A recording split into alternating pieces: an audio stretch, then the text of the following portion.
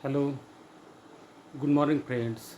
Today I am going to discuss about 12th English textbook section 2, and there is poetry section, and there is 2.4 poem Have You Earned Your Tomorrow by Edgar Guest. First of all, we describe about the poet and poem. Edgar Guest, 1881 to 1959, was born in England and was brought to the United States when he was 10 years old. He began his writing career in 1895 at the age of 14. He is known as people's poet. He is known as people's poet for his simple style and optimistic tone in his writing. He is an American writer of newspaper and magazines. Edgar Guest हा एक इंग्रजी साहित्यातील नामांकित असा poet आहे आणि तो people's poet म्हणून प्रख्यात आहे.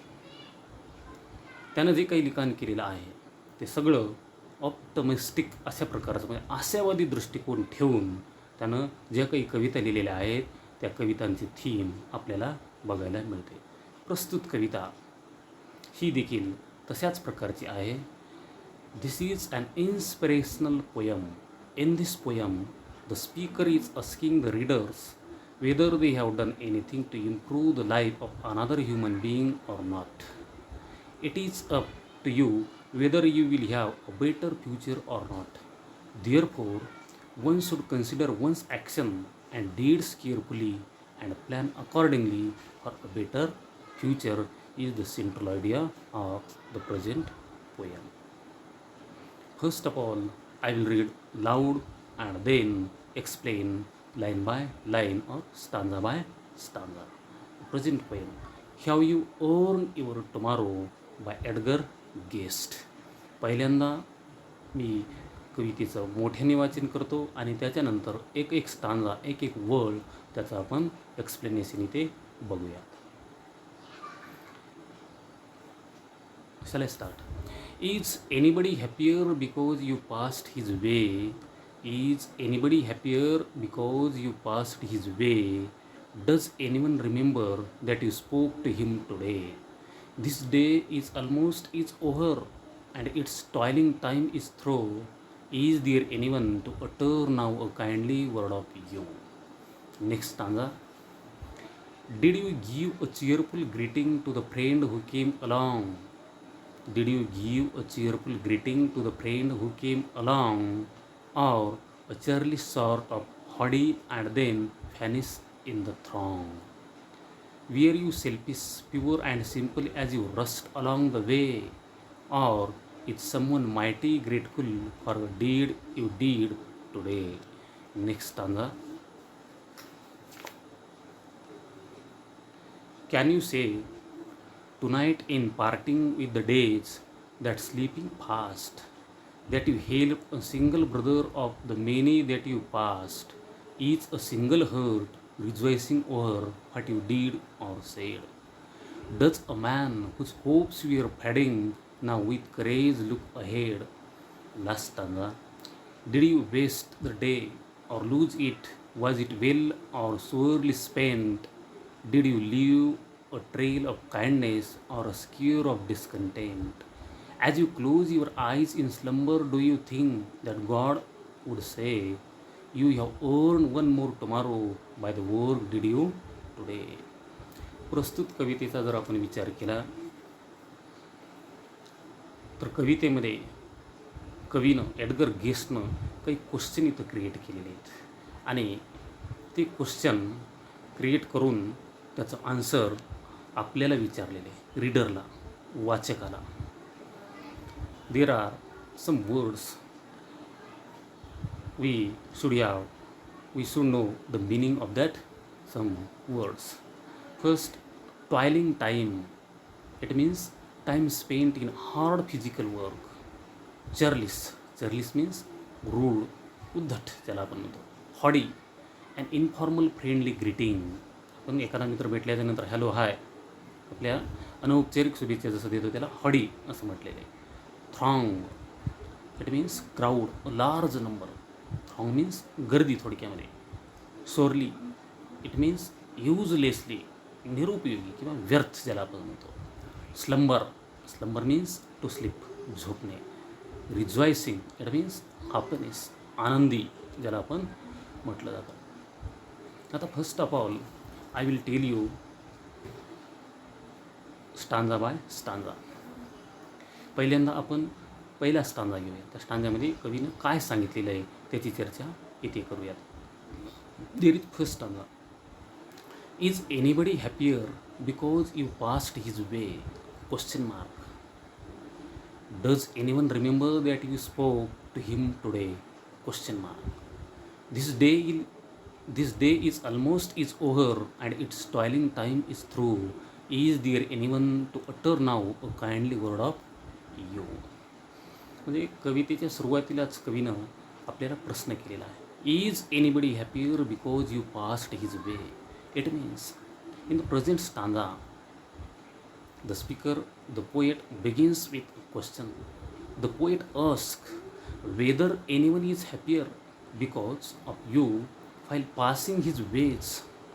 Then poet asks, at the end of the working day, will anyone remember with gratitude a kind help that you may have done for him? In other words, poet says that to urge the reader to be thoughtful in everyday life about the people around them.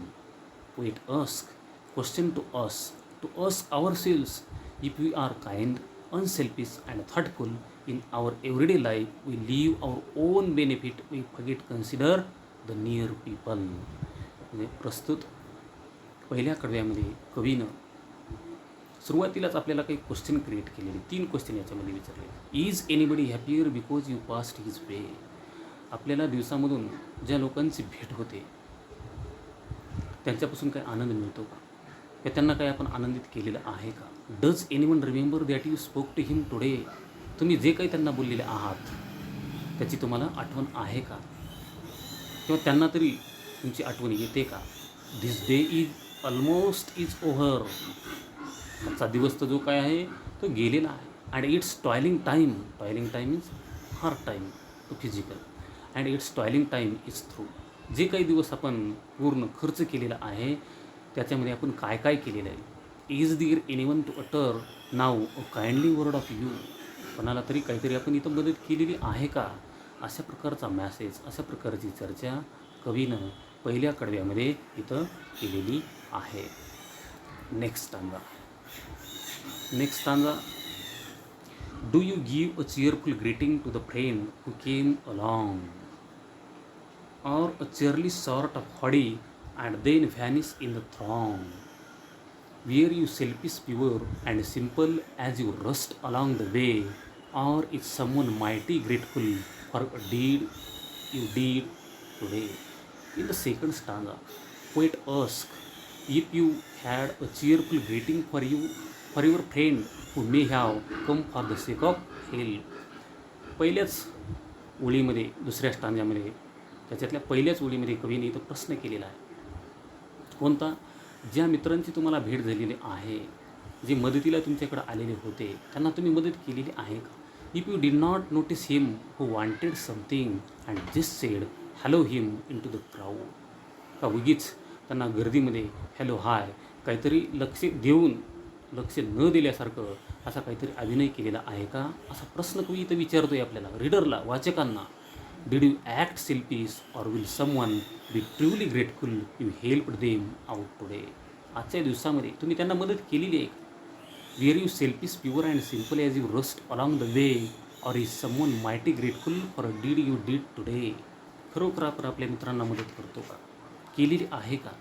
जे लोक आपल्याकडं मदतीसाठी येतात त्यांना मदत करणं हे आपलं कर्तव्य आहे. म्हणजे एकंदरीतच आपण सुरुवातीला जसं बघितलं, हा कवी ऑप्टिमिस्टिक आहे, आशावादी आहे.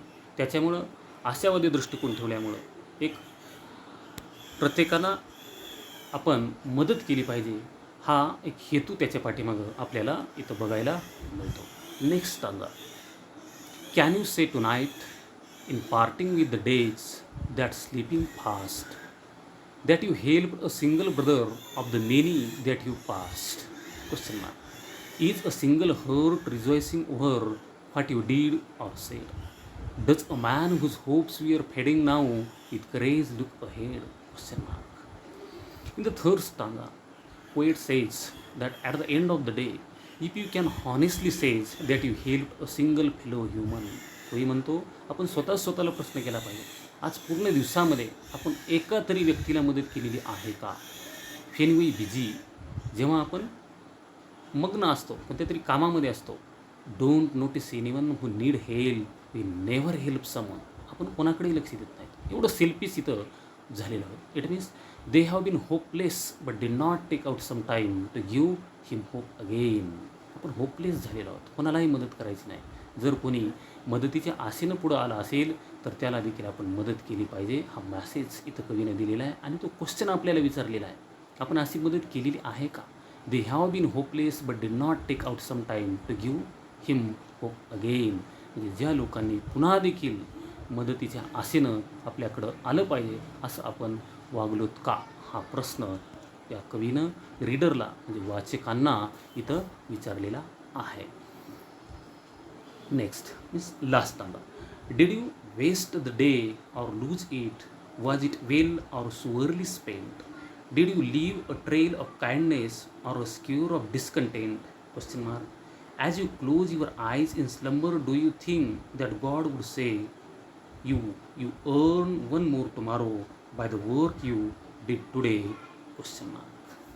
कवीनं शेवटच्या कडव्यामध्ये आपल्याला काही प्रश्न केलेले आहेत की ज्या प्रश्नांची उत्तरं आपल्याकडून अपेक्षित आहेत. In the last stanza, Edgar guest, it means poet, ask if you wasted that the day like so many days gone but not having done anything remarkable. आज जसा दिवस गेलेला आहे तसे अनेक दिवस आपल्याकडून गेलेले आहेत की ज्या दिवसामध्ये असं एकही लक्षणीय असं काही काम किंवा कोणाला मदत केलेली आहे असं आपल्या हातून घडलेलं आहे का, असा प्रश्न इथं केलेला आहे. पहिल्याच वेळेमध्ये कवी काय म्हणतो बघा, did you waste the day, पूर्ण दिवस आपण खर्च केलेला आहे. Or lose it, was it well or sorely spent, पूर्ण दिवस गेलेला आहे. आता त्याच्यामध्ये काय केलेलं आहे ते आपण आपल्या मनाला इथं विचारायचं आहे. कवीनं तो क्वेश्चन आपल्याला केला आहे, त्याचा आन्सर आपण आपल्या मनाला द्यायचं. पुढं काय म्हणतं बघा, did you leave a trail of kindness और स्क्युअर ऑफ डिस्कंटेंट. आपण आपल्याकडं जे कोणी मदतीसाठी आलेले होते त्यांना हॅपीनेस करून म्हणजे आनंदी करून पाठवलेला आहे का, डिस्कंटेंट म्हणजे असमाधानी करून पाठवलेला आहे, हाही प्रश्न कवीनं इथं पुढे केलेला आहे. पुढे तो काय म्हणतो, as you close your eyes, lastly as you close your eyes in slumber do you think that God would say. Next last line काय म्हणतो बघा, you have earn one more tomorrow by the work did you today. It means did you leave behind someone smiling or left someone feeling dejected because you ignored them. अशा काही लोकांची भेट होते, ते मदतीसाठी आपल्याकडे येतात परंतु त्यांच्याकडे आपण दुर्लक्ष करतो. लक्ष असूनही उगीच लक्ष नसल्यासारखा आव तिथे आपण आणतो. तो क्वेश्चन कवीने तिथे क्रिएट केलेला आहे, का आपण तसं करतो. When you sleep do you think, कवीनं लास्टच्या ओळीमध्ये लास्टच्या स्टांजामध्ये काय म्हटलेलं बघा, you have earn one more tomorrow by the work did you today. It means when you sleep do you think God may grant you one more day to live. जेव्हा तुम्ही झोपता तेव्हा स्वतःलाच एक प्रश्न विचारा, स्वतःला काय म्हणतो, डू यू थिंक, तुम्ही असा विचार करा, God may grant you one more day to live. देव अजून आपल्यासाठी एक दिवस उद्याचा देईल का, की ज्या दिवशी आपण कोणाला तरी मदत करू. दिवसामागून दिवस जातात पण आपण कुणालाही हेल्प करत नाहीत. मग एकंदरीत जो ऑप्टिमिस्टिक मिनिंग आहे या कवितेमध्ये तो कवीनं हा दिलेला आहे की आपण एकमेकाला मदत केली पाहिजे, एकमेकांच्या सुखदुःखामध्ये अडीअडचणीमध्ये आपण तिथं गेलं पाहिजे. हा मॅसेज अशा प्रकारची थीम या कवितेमध्ये इथं दिलेली आहे. Lastly we have discuss about the appreciation in short. In the present poem, poet depicts a thought-provoking composition. The poet emphasis on reader's mind to wonder if today we have done something useful to others. The poem have 4 stanzas, each have 4 lines. All are 16 lines in simple language with poetic devices like alliteration and rhyme. The poet asks 11 questions to reader which is emphasized on our everyday routine life. We live our life for our own benefit. We forget to consider other people who may be near. The poet gives us one message: improve our routine life with the human being, improve the another life. It means our life is meaningful only when it is useful for humanity. आपलं जीवन हे जेव्हाच सार्थकी ठरणार आहे जेव्हा आपण लोकांच्या मदतीला धावून जाऊ. अशा प्रकारचा ऑप्टिमिस्टिक मॅसेज कवीनं प्रस्तुत कवितेमध्ये इथं देण्याचं काम केलेलं आहे. जर एकंदरीतच एडगर गेस्टनं जे काही लिखाण केलेलं आहे त्या सगळ्या कवितांच्यामध्ये त्याच्या लिखाणामध्ये एक ऑप्टिमिस्टिक ॲटिट्यूड आपल्याला तिथं बघायला मिळतो. मित्रहो, हा माझा व्हिडिओ आवडला असेल तर आपल्या मित्रांना शेअर करा आणि लाईक करायला आणि सबस्क्राईब करायला मात्र विसरू नका प्लीज. थँक्यू.